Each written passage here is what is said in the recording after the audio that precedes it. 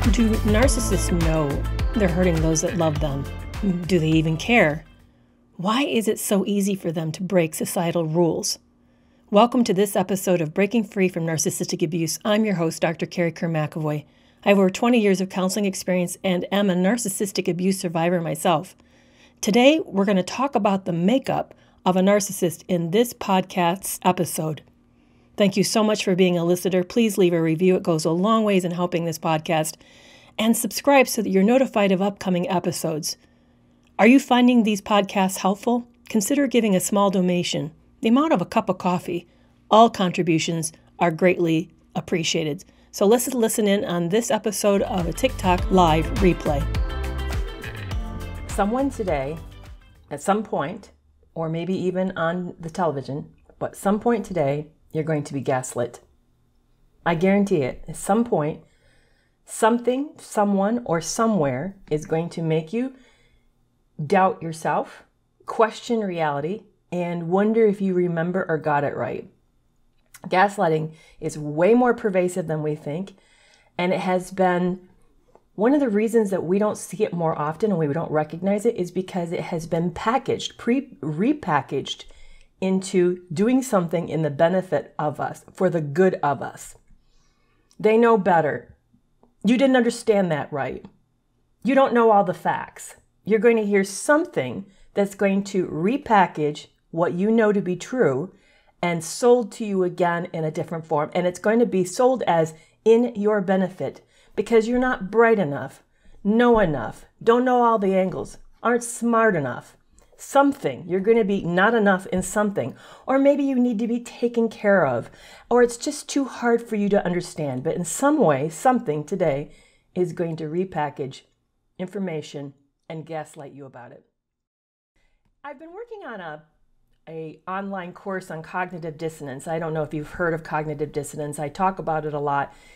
When you're gaslit, that moment that you hear something, let me give you for instance, you tell something that's happened painfully in your life and this person says to you, oh, I don't think it's that bad. Maybe you're misunderstood. In that moment, you feel like this feeling, this uncomfortableness.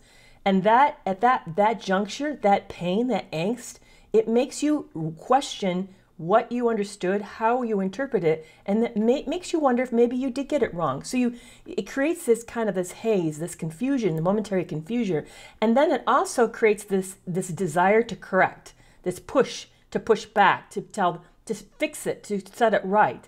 All of that uncomfortableness, that is what is described. The word is cognitive dissonance. The feeling you're having is stress from the gap between what you know to be real and what you're being told is real. What you know to be actual, truthful, versus something that actually you have a completely different view of it and you know more information, or it actually happened to you and you're describing your life. This is called cognitive dissonance, and it creates a pain, a stress, and I don't want to really call it anxiousness because it's not so much anxiety, but it creates this uncomfortableness that actually is described as agonizing, especially when it becomes long-term. And that's the hard part about gaslighting, is that how many times a day do you think this actually happens? That you get information presented to you that's been redesigned, that it has been sanitized, or it's angled in a particular way in order for whatever agenda, some ulterior agenda. How many of you guys have been watching Star's show Gaslit about Martha Mitchell? She was the wife of John Mitchell, who was the Attorney General for Richard Nixon's administration, and he was instrumental in the tapping of the DNC. And they got caught, and she knew about it. She knew something was up, and then she attempted to do a whistleblowing, and they actually held her hostage in California because she was very well liked and had a pretty large social platform. So in order to contain her, they held her hostage. Her own husband held her hostage in order so that she couldn't speak up. They've actually called it the Martha Mitchell effect.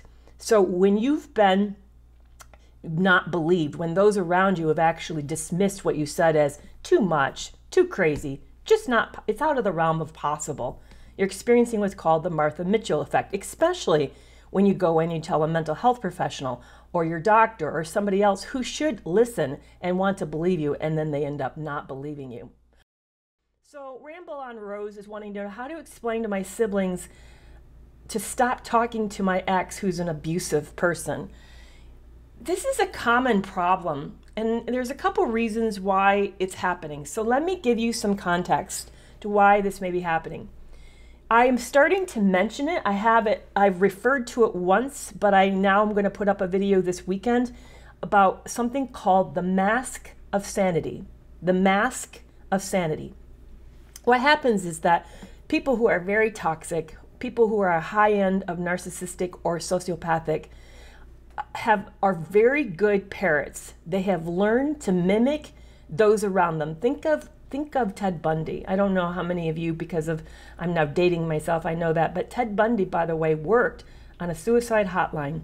He actually knew personally Anne Rule, who wrote a book about him. So if you want to read a great true crime story about what happened, check out Anne Rule's story about, I'm trying to think of like The Stranger Beside Me or something like that. She and him worked together. And she knew him. He also had a major in psychology, and he got married, believe it or not, and his wife was clueless of what he was up to. So how is that possible? How could somebody who is that dark, who is, very sadistic person, very pathological, predatory person, pull off having all these people be unaware of that part of themselves? Well, they're very good at imitating your emotions.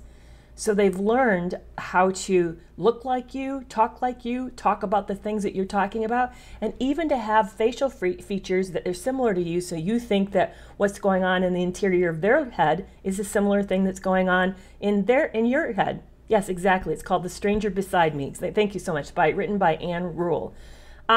So when we see that, so that's one problem, is that they look like us, act like this. They're very good at this. Because think about it. If your survival depended on your ability to mimic those around you in order for you to do what you want to do, you'd get good at it, right? I mean, I'm talking survival. Like you're going to go away forever for the rest of your life, or you're going to be ostracized and kicked out. You're going to get very good at that, because especially if you're having a high IQ on top of it.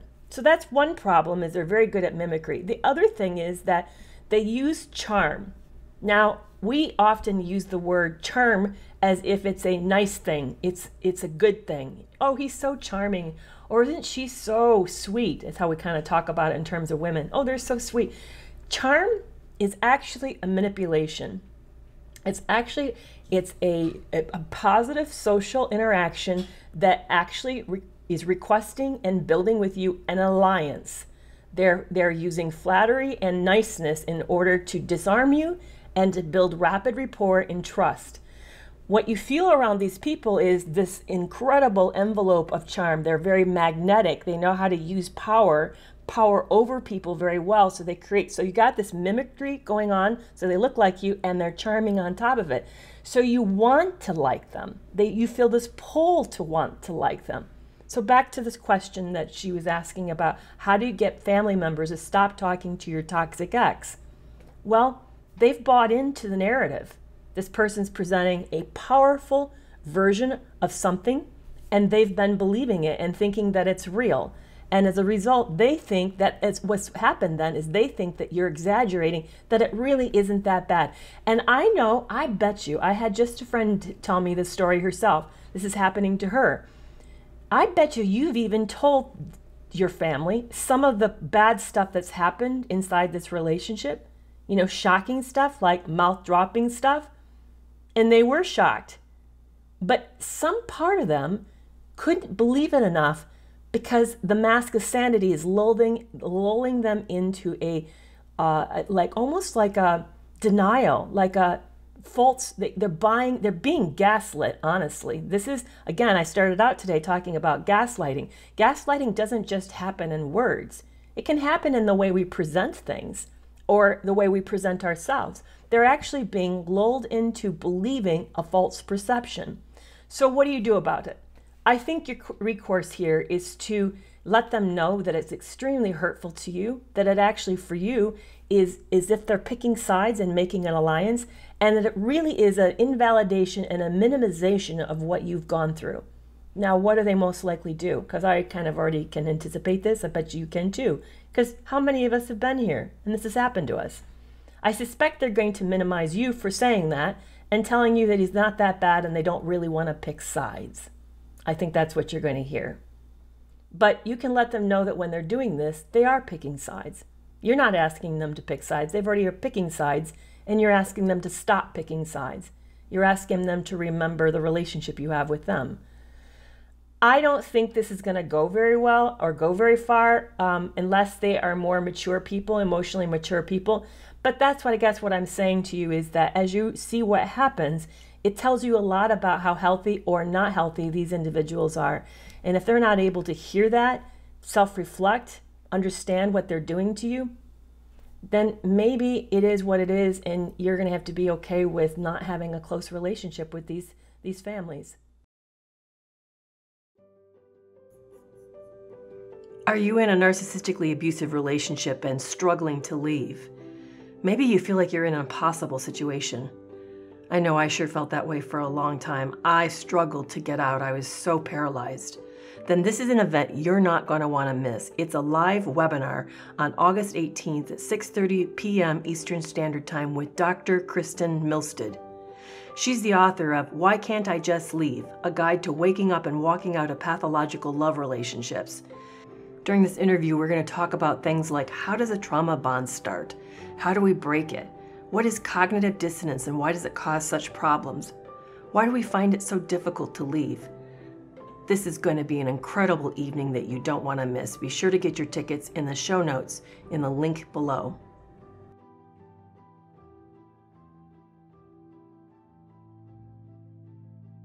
Why don't narcissists own up to their mistakes? There are several reasons, and it's not just one thing. There's several reasons to why they don't own up to their mistakes. One is that they don't have a conscience.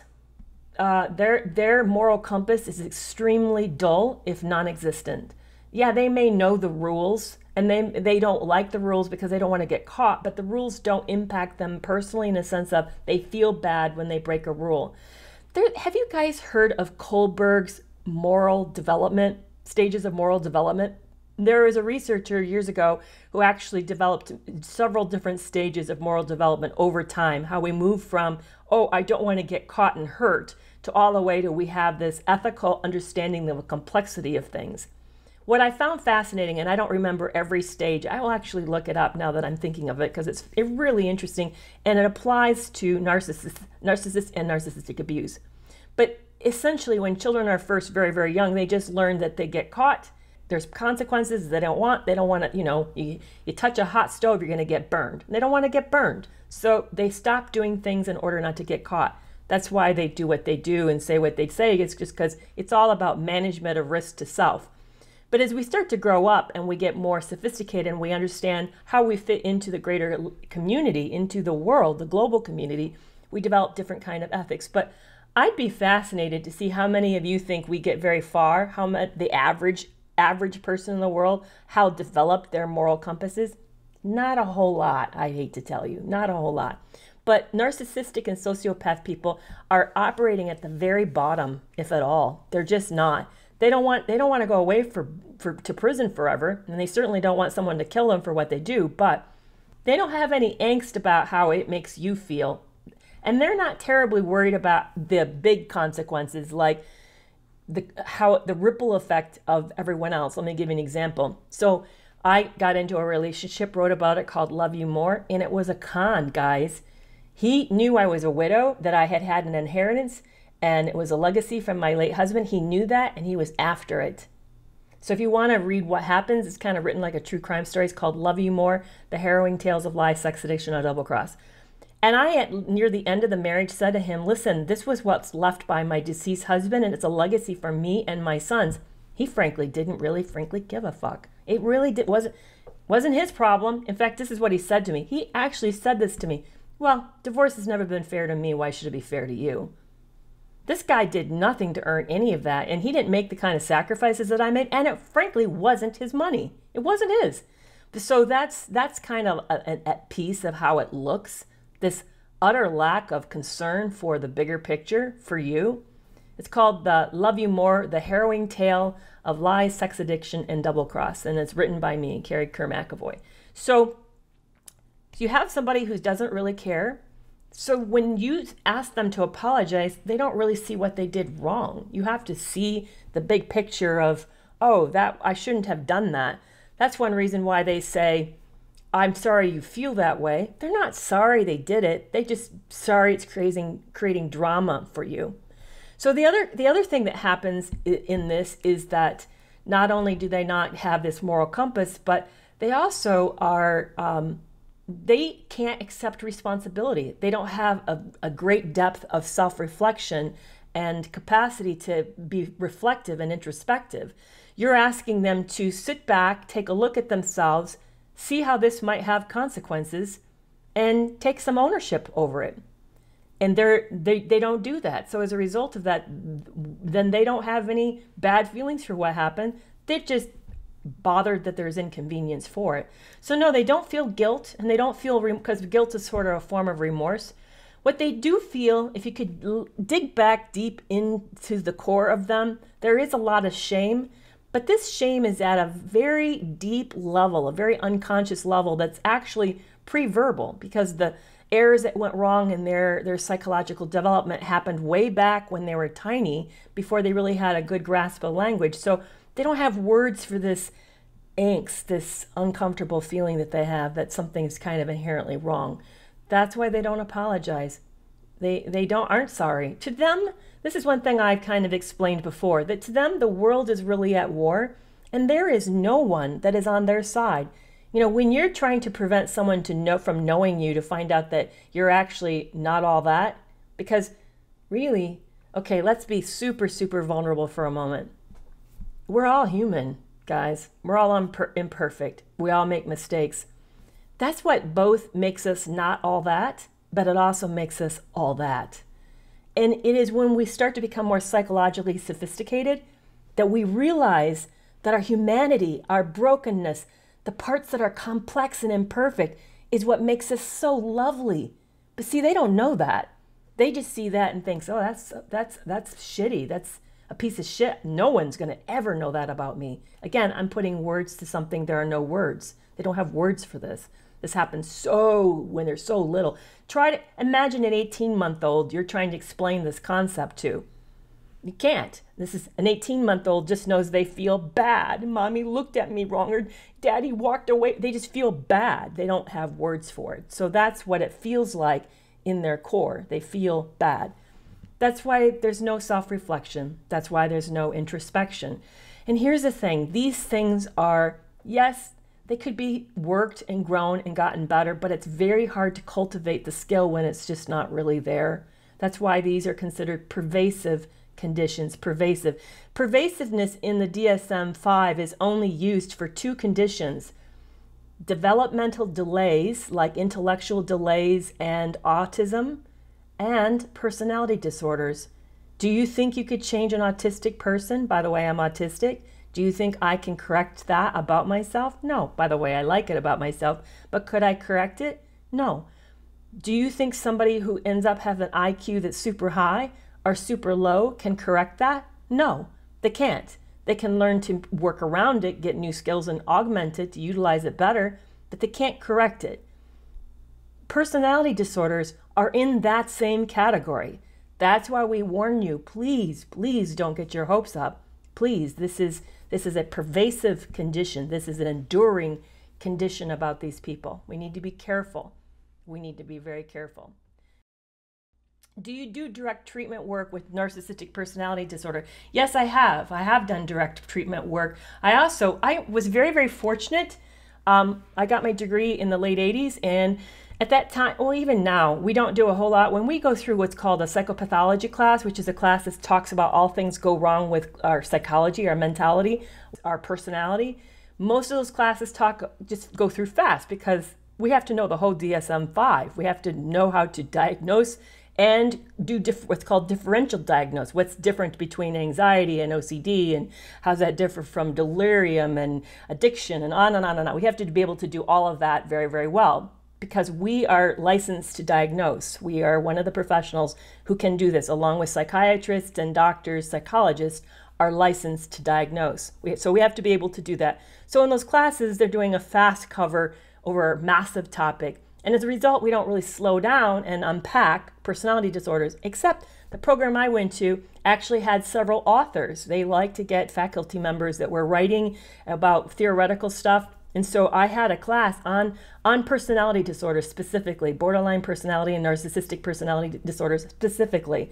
So yes, I was very well trained in this area, and I find it fascinating. And one of the areas I actually ended up in my practice seeing a lot of, believe it or not, we say narcissists never get into therapy. Narcissists do get into therapy, just not the way we think or for the reasons we think. Yes, and I've spent years with them. I've actually worked with several for more than a year long. One of them I think I saw for 7 to 10 years I worked with this person. So I do have an experience with this and know a lot about it.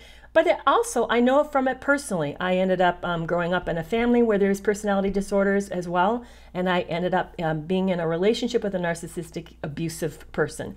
And you end up thinking, well, how could you as a psychologist get into a relationship like that?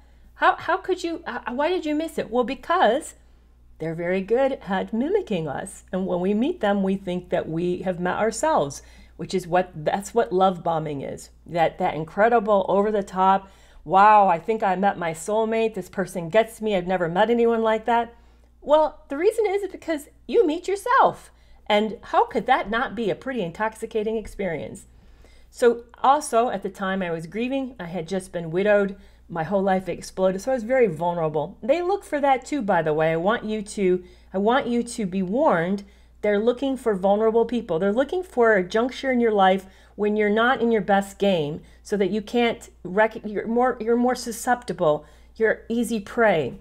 By the way, anybody who's trying to do brainwashing, cults, all that, they're always looking for someone who's in a vulnerable spot. Think about who gets pulled into those relationships. There's a really great author, and I always feel a need to say this because I've already sensed it. Well, somebody asked me a question of, did I have a prenup? We start to do this to each other. What happens, I think, I'm going to try to get into your head when you hear me say these things, is you want to not have this happen to you. It scares you to hear that it could happen to someone who's a professional who'd been working all these years in the field and still missed it, and even had experience with narcissists in practice and still missed it. It gets scary. One of the things that Don Hennessy says in his book, How He Gets Into Her Head, the name of the book again is How He Gets Into Her Head, is that we have met a person who has honed a skill. Think of sharks. They get very, very good because this is how they're living and surviving, is preying off other people. They prey off all the life, the biology in the ocean. So because they're doing that, they get super good at it. And Don Hennessy, after 30 years of working in the Irish law enforcement, said that if you meet a really good one, you're not going to be able to resist them. And if you've not gotten into one of these relationships, thank your lucky stars. It means you have not crossed paths. We cannot sit back on our laurels and think that we're better than that we have better boundaries than that we are strong people and would never be susceptible to that. No, he actually said, and I'm quoting him, you just not have met a sophisticated enough predator. You've just been really lucky. Good for you. I'm happy for you. So really watch the tone we have with you. I know that person didn't mean anything. By the way, I did check into a prenup. This is more complicated. You'd have to read my book to understand the ins and outs of it. I don't really want to get into all of that, why it happened, how it happened. But let me tell you, there is very extenuating circumstances that made it a highly complex issue. Do narcissists ever wonder if they're narcissistic? I do think that they sometimes ask themselves, are they? But I don't think it has the same meaning. And I don't think they see it as a fault. I think that let me kind of step back for a second. When you have a very unique worldview and you feel very confident of it and you know why you are the way that you are and it makes sense to you in your worldview, would you would you want to change that if it's kept you safe thus far and you actually are enjoying how it's working for you? It doesn't bother you that you're hurting other people because you don't have a conscience, so that doesn't affect you, and you're getting the thrill of doing this, and you actually like hurting people and making them suffer. By the way, that's another feature of this. We don't talk about that a whole lot, is that they enjoy your pain, they enjoy your suffering, especially the more pathological they are, the more they have more sadistic qualities. So why would I want to be different than that? If that's the way I am, I would embrace that. My ex, he would say, sometimes ask me, because he knew I was a psychologist and really enjoyed that, and he would say to me, so do you think I'm a narcissist? And then he would laugh at his own question. He would think it was funny. He didn't really care. To him, it was a bragging point.